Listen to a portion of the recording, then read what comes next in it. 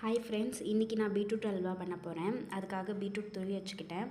நான் இன்றைக்கி குக்கரில் தான் பண்ண போகிறேன். ஸோ குக்கர் எடுத்துக்கிறேன். 4 டேபிள் ஸ்பூன் கீ ஆட் பண்ணிக்கிட்டு துருவின பீட்ரூட்டை சேர்த்து நல்லா பச்சை வாசனை போகிற வரைக்கும் வதக்க போகிறேன். ஆக்சுவலாக பீட்ரூட் பொரியலை விட பீட்ரூட் இந்த மாதிரி ஸ்வீட் செஞ்சு கொடுத்தோன்னா நல்லா சாப்பிடுவாங்க, ஹெல்த்தியாகவும் இருக்கும்.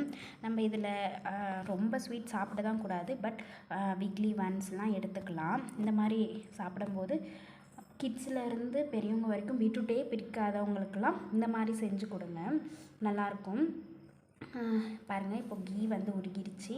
இதில் நான் இப்போது 2 துருவின பீட்ரூட் சேர்த்துக்கிட்டு நல்லா வதக்கிக்க போகிறேன்.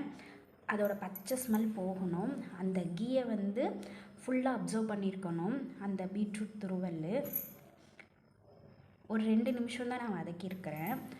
பாருங்கள், கீயை நல்லா அப்சர்வ் பண்ணியிருக்குது. இன்னும் ஒரு நிமிஷம் போல் நான் வதக்கி காமிக்கிறேன். பார்த்திங்களா, நல்லா அந்த கீயை இது பண்ணிடுச்சு, அப்சர்வ் பண்ணிடுச்சு. இந்த டைமில் நான் பால் ஆட் பண்ணிக்கிறேன்.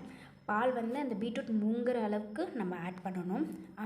சப்போஸ் நம்மள்கிட்ட பால் இல்லைன்னா நீங்கள் தண்ணி கூட ஆட் பண்ணிக்கலாம், ஒன்றும் தப்பு இல்லை. ஒரு பிஞ்ச் ஆஃப் சால்ட் ஆட் பண்ணிக்கிறேன். எந்த ஸ்வீட் இது பண்ணாலும் ஒரு பிஞ்ச் சால்ட் ஆட் பண்ணுவாங்க, அதனால் நான் ஆட் பண்ணிக்கிட்டேன். இன்னொன்று 2 ஏலக்காவை தட்டி ஆட் பண்ணிக்கிறேன். 2 விசில் வர வரைக்கும் நான் குக்கரை மூடி விட்டுட்டேன். பார்த்திங்களா, இப்போது பீட்ரூட் நல்லா வந்திருக்குது.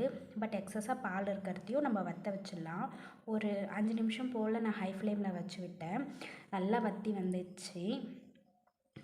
அடிக்கடி கிளறணுன்னு அவசியம் இல்லை. இப்போது அந்த பால் நல்லா அப்சர்வ் ஆகணும், அதனால் நான் 5 நிமிஷம் போல் வச்சிட்டேன் அடுப்பில். பாருங்கள், அப்சர்வ் ஆகிக்கிட்டே இருக்குது.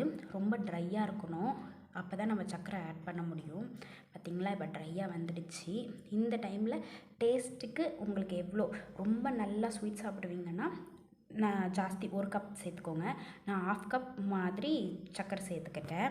என்கிட்ட முந்திரி இருந்துச்சு, அதனால் நான் முந்திரி சேர்த்துக்கிட்டேன். உங்கள்கிட்ட பாதாம் இருந்தாலும் சேர்த்துக்கலாம், கிஸ்மிஸ் பழம் இருந்தாலும் சேர்த்துக்கலாம். நான் வறுத்தெல்லாம் சேர்க்கலை, அப்படியே பச்சையாக தான் சேர்த்துருக்குறேன். அது கூடயே வெந்துடும். சர்க்கரை ஆட் பண்ணிட்டோம் பிறகு கொஞ்சம் தண்ணி விட்ட மாதிரி இருக்கும். வெயிட் பண்ணுங்கள், அதுவும் சுண்டிடும். ஆனால் அடுப்புக்கிட்டேயே வெயிட் பண்ணுங்கள், ஏன்னா அடி பிடிக்கக்கூடாது. கிண்டிக்கிட்டே இருங்க, அந்த பேனில் ஒட்டாமல் நம்மளுக்கு வரணும். அப்போ தான் அது ரெடி ஆகும். அந்த டைமில் நம்ம என்ன பண்ணணுன்னா